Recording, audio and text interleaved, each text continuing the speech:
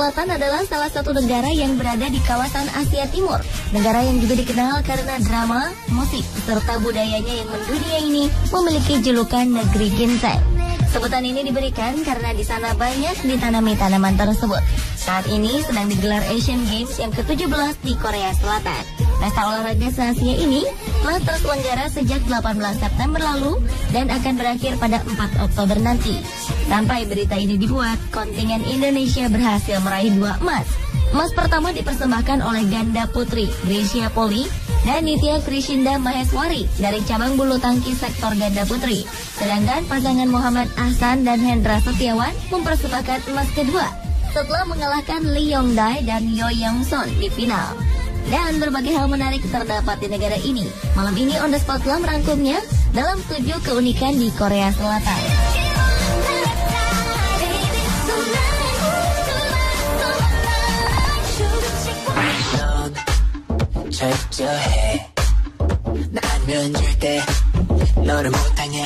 Ada beberapa peraturan unik di Korea Selatan yang tidak ditemui di negara lainnya. Salah satunya adalah mengenai usia. Perhitungan orang Korea adalah sistem perhitungan umur yang dilakukan oleh orang Asia Timur pada zaman dahulu. Ketika bayi dikandung ibu berusia 9 bulan, maka itu sudah termasuk 1 tahun sang bayi hidup. Maka pada saat lahir, otomatis bayi tersebut sudah berusia 1 tahun. Selain itu, Korea Selatan juga menerapkan wajib militer bagi para pemudanya. Lama wajib militer adalah 2 tahun. Dan peraturan ini berlaku bagi pria Korea jika sudah genap berusia 20 tahun dan memiliki kualifikasi sehat secara jasmani dan rohani. Beberapa dari mereka dibebaskan dari kewajiban militer dengan alasan tertentu. Namun mereka harus bekerja di instansi pemerintah sesuai dengan kewajibannya mengikuti wajib militer. Dan bagi yang tidak mau ikut wamil akan dihukum dan mendapat kesulitan untuk menjalankan kehidupan di masyarakat dan karirnya di Korea.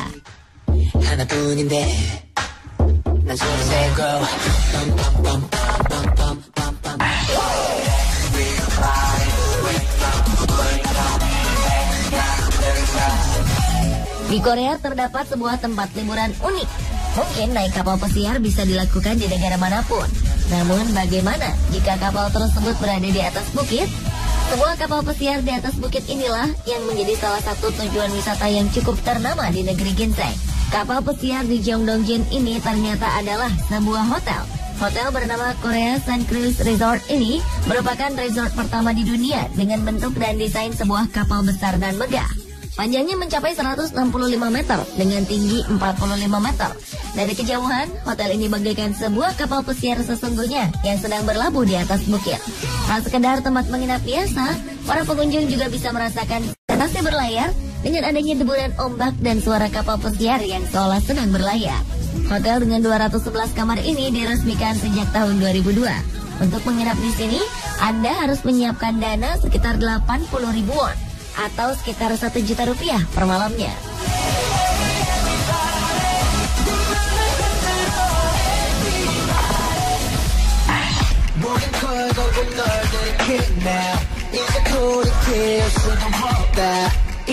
Korea memiliki beberapa museum menarik untuk dikunjungi. Salah satunya adalah Museum Ayam yang berlokasi di Bukchon. Museum ini dikenal dengan Seoul Museum of Chicken Art. Museum ini merupakan museum milik pribadi yang dibuka pada Desember 2006. Dalam bahasa Korea, museum ini sebenarnya disebut Pusat Budaya Seni Ayam. Ini berarti, museum ini berisikan semua karya seni yang berhubungan dengan ayam. Selain Museum Seni Ayam, ada juga Museum Coklat yang ada di Seogwipo, Pulau Jeju. Museum ini merupakan museum coklat terbesar kedua di dunia. Museum ini juga masuk ke dalam salah satu museum coklat terbaik di dunia. Pengunjung bisa melihat dan menikmati coklat-coklat segala bentuk, mulai dari yang terkecil hingga dengan ukuran yang sangat besar. Pengunjung juga bisa melihat cara pembuatan coklat dan mencicipi coklat buatan tangan.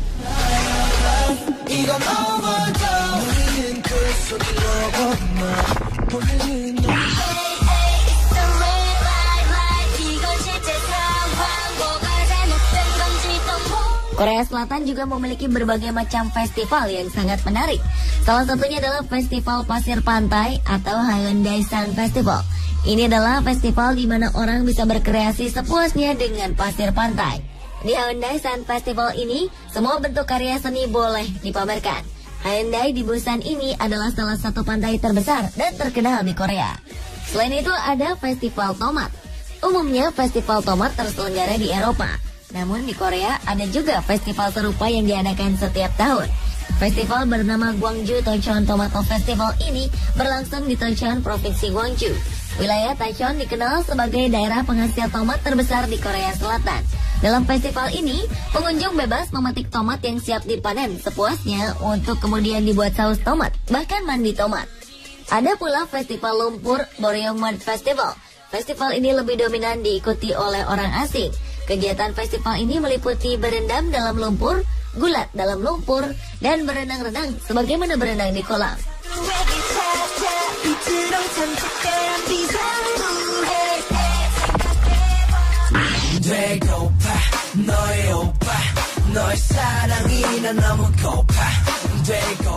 Anda juga bisa menikmati wisata horor di Korea yang sangat identik dengan musim panas.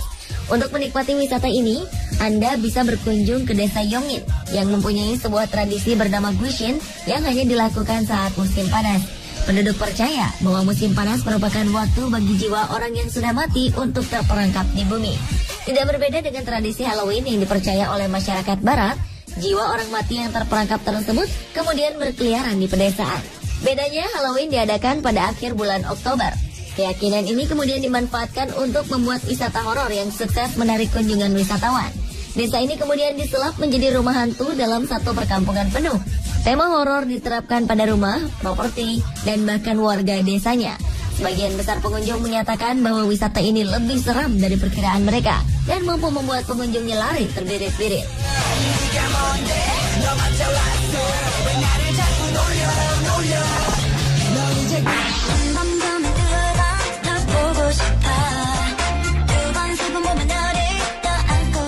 Keunikan Korea berikutnya adalah jembatan air Banpo yang terletak di Seoul. Jembatan ini adalah jembatan utama kota Seoul yang terbentang di atas sungai Han. Fungsi utamanya adalah untuk menghubungkan kota Seoul dan Yongsan. Jembatan ini dibangun di atas jembatan Jamsu yang membentuk dek ganda. Ini merupakan jembatan dek ganda pertama di Korea Selatan, sekaligus sebagai jembatan air mancur terpanjang di dunia yang ditetapkan oleh Guinness World Record. Uniknya, jembatan Jamsu masih berfungsi sebagaimana mestinya. Jembatan yang dibangun pada 1982 ini telah menjalani renovasi besar-besaran dengan memasang air mancur dengan 10.000 selang yang membentang di kedua pinggirnya pada 9 September 2008 lalu. Dan seketika itu jembatan ini berubah menjadi objek wisata menarik. Apalagi ketika jembatan ini menembakkan 190 ton air per menit dengan menggunakan air sungai yang ada di bawahnya.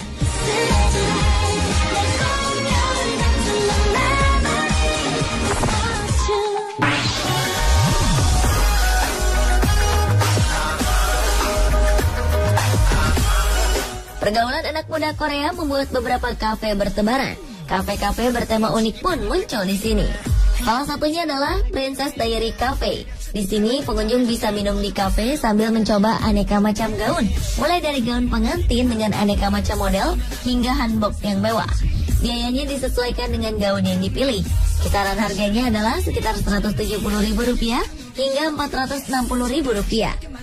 Jika hanya ingin minum dan berfoto, biasanya pengunjung hanya menghabiskan sekitar Rp140.000. Kafe ini berlokasi di dekat Ewha Women University Station. Ada pula Cafe Domba yang terletak di Hongdae, Seoul. Kafe ini bernama Tank Nature Cafe. Sesuai dengan namanya, ada 2 ekor domba di dalam kafe ini. Para pengunjung bebas memberi makan dan berfoto bersama hewan berbulu putih ini. Selain itu, makanan dan minuman di sini terkenal lezat karena dimasak dengan bahan-bahan berkualitas. I'm Camper Cafe juga menyuguhkan konsep kafe yang berbeda.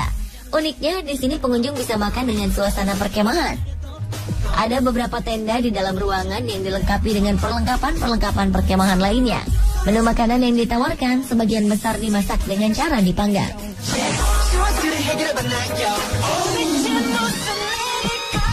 Pemirsa, itulah 7 keunikan dari negara ginseng Korea Selatan versi On The Spot.